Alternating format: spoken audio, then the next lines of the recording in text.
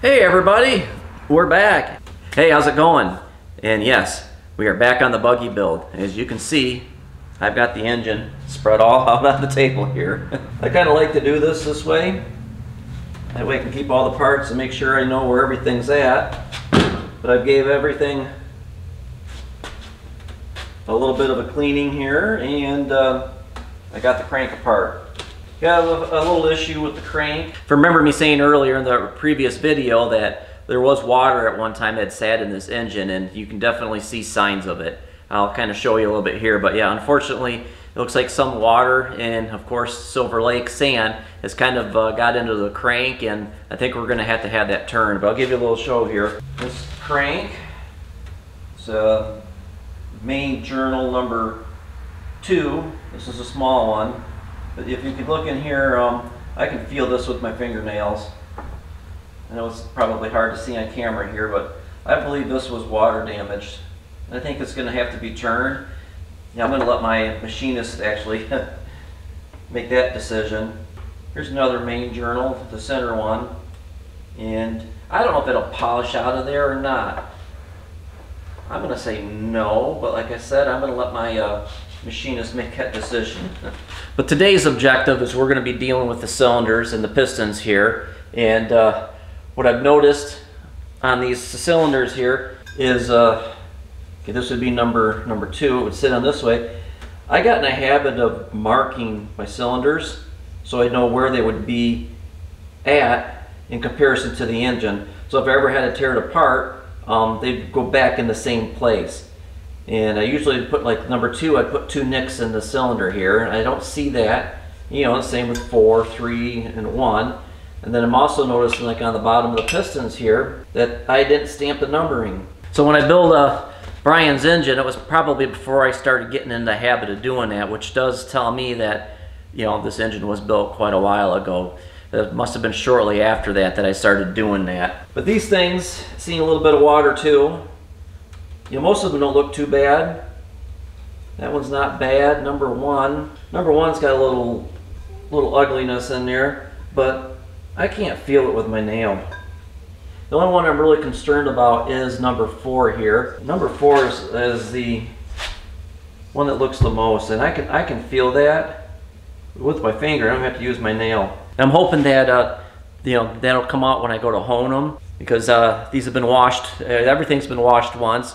These will get probably washed 2 more times if I use them. But yeah, I'm going to do a honing on there. Then I actually have to go and check the ring gaps. So we might not be using them at all. Yeah, so in order to come up with a determination of whether or not we're going to use these again, I do have to hone them, clean them, and then check the ring gap. And that's what today's process is going to be. And then I will have a discussion with the owner of this engine to see, you know, where he wants to go with it. To me, for what it is, you know, as long as we got a good ring gap, I'd probably say send it. You know, it's not something that needs to be super reliable. It's not something that needs to get a ton of miles out of it. It's just a vehicle that, you know, he's going to bombard around Silver Lake in, so it doesn't have to be squeezed for every single horsepower. So let's get to marking these, stamping them, and honing them.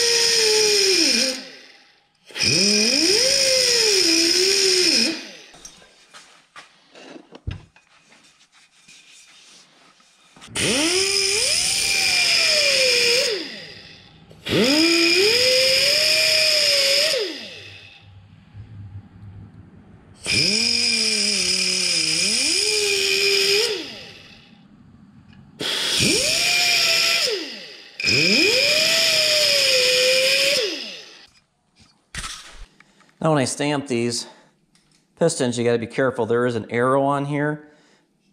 See if you guys can see that. The arrow points towards the flywheel. And really it's not going to make much of a difference, but I always like to have the arrow pointing towards the flywheel and the number reading up. So when I see it in the cylinder, I can actually identify it. And what I got here are these punched with numbers on them, and then I use a big 3-pound maul hammer to stamp them in there. I've done this for a long time, and I have never seen a problem doing this. This is piston number 1. Yeah, you can see that in there.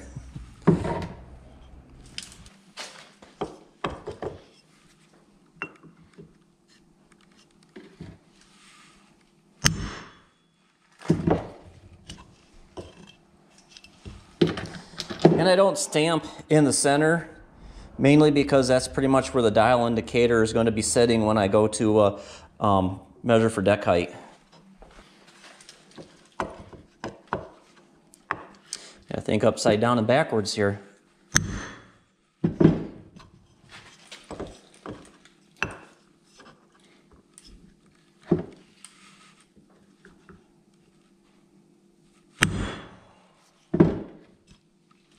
Number 4 is the hardest to get to lay flat, but it looks like a number 4, so we're good to go. I don't get too fancy when it comes to honing. I just basically use the drill with the little stones on it and little spring action thing going on. And one nice thing about Volkswagen cylinders, they get a flat spot on the bottom, but you still have to be careful and take into consideration that you got moving parts and things that'll slide and fly around. I do use a cutting oil or a lightweight oil like WD-40 works really good. I know there's some people that get real technical when it comes to honing cylinders. It's probably a lot to it, way above my head. But I actually have heard of people taking these and building a fixture where they can lock them down and then hone them. Their theory is when they do that, the cylinder doesn't change shape. But I know, this is I don't want to say a tried and true system, but this has been around for a long time, and and it's worked really well for a lot of garage mechanics like myself. So I'm going to stick with it. So that basically the idea. We're going to start with number 3. And spray it down and get it all nice and lubricated. You spread it around. But number 3 was the one that was looked like it had the most corrosion in it. So we're going to start with that one. And I'm going to put some gloves on. And probably best to use some eye protection too.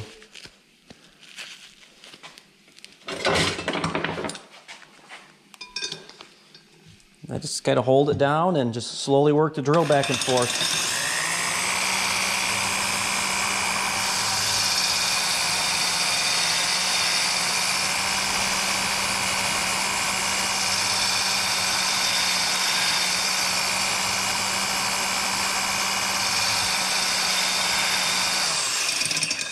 And we'll spin it around and get it the other way. Don't know if it's as necessary, but it's what I've always practiced.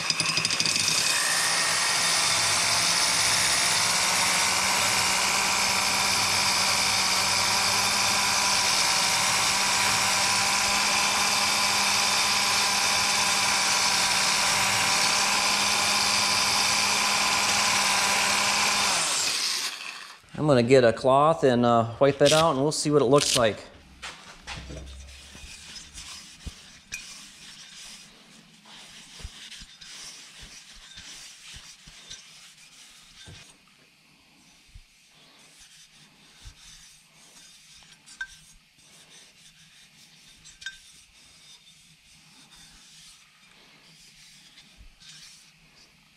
Looks like it started to come out. I'm going to hit it again.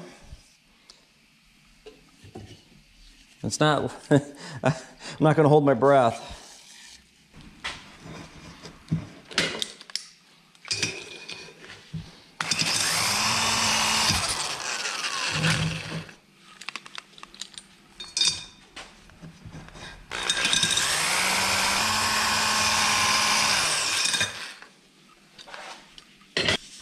Yeah, I can still feel a groove in there even through the rag.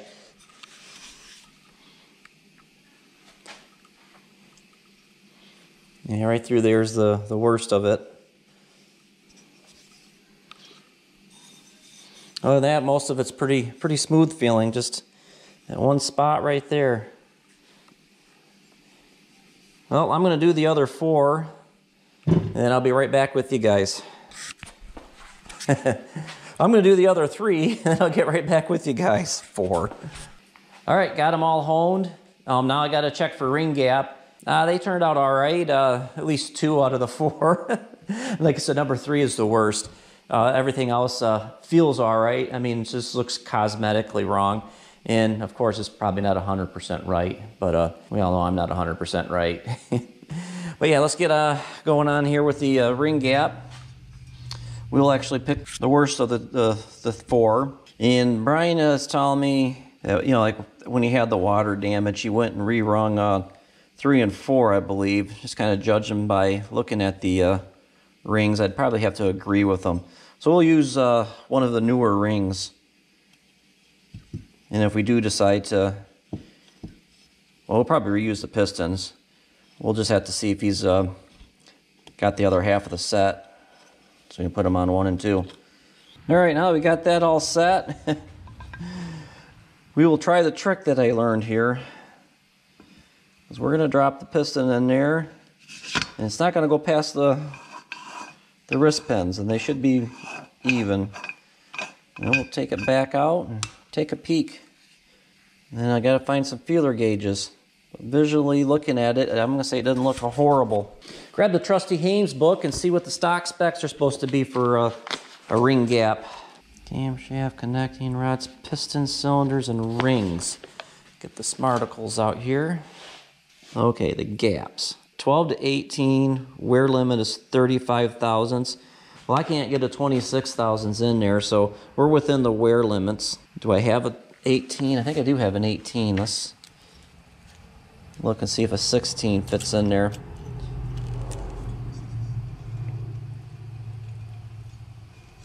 Yeah, 16 is good and tight in there.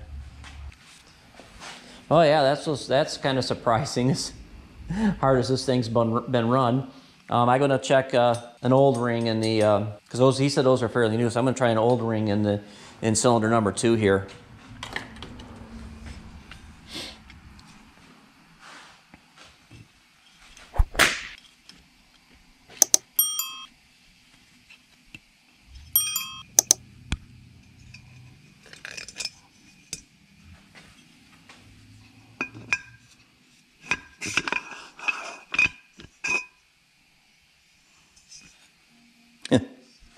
That's got a little more wear in it.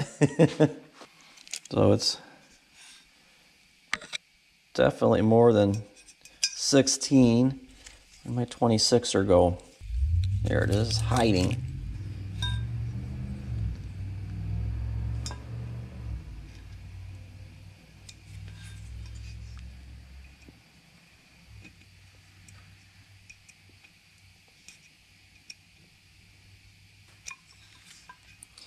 Well, the 26 fits in there snug.